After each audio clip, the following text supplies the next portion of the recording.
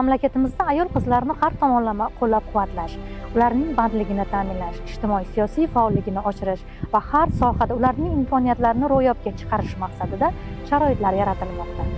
Haqiqatan ham bugun ayollarimiz jamiyatda faol, tibbiyot, ta'lim deyizmi, quvonarlisi energetika tizimida ham minglab ayol qizlar faoliyat olib bormoqda.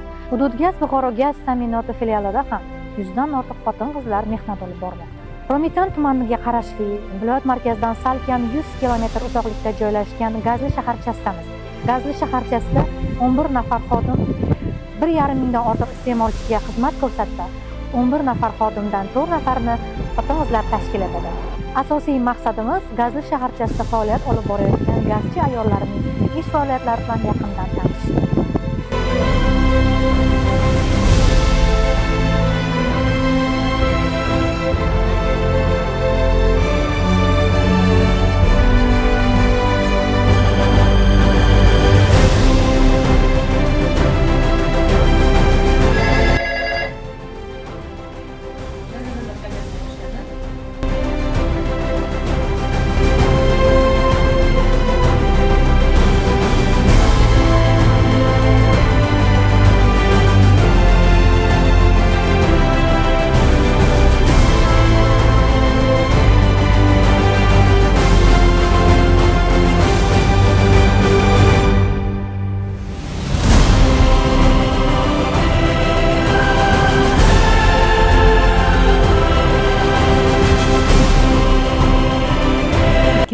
Yili nazoratchi bo'lib ishga kirgan edim. Hozirgi vaqtda shu navbatchi ishlangan. O'z ishimdan minnatdorman. Qishning kunlari, yoz kunlari hech qanday muammo bo'lmaydi. Gaz bilan 1,5 mingta aholi bor Gazlida. Ana shu 1,5 mingta aholini gaz bilan ta'minlab, xalqning minnatdorchiligini olganmiz.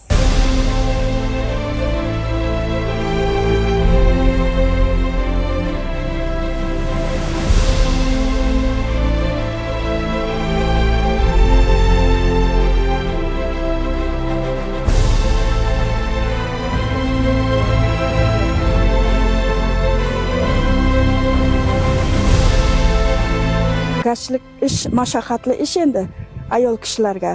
Nima bo'lsa ham o'zim qiziqqanligim sababli shu ishga kirdim. Chaqiriqqa yugurib bartaraf qilishga boraman. Bartaraf qilishga borgan paytimda o abonentlar rahmat aytsa shu ishimga o'zim qiziqaman. Quvonaman shularning rahmat aytganiga kuch olaman. Ishga ham quvonib shu nima bilan kelaman. Xursandchilik bilan. Kasbim bilan men faxrlanaman.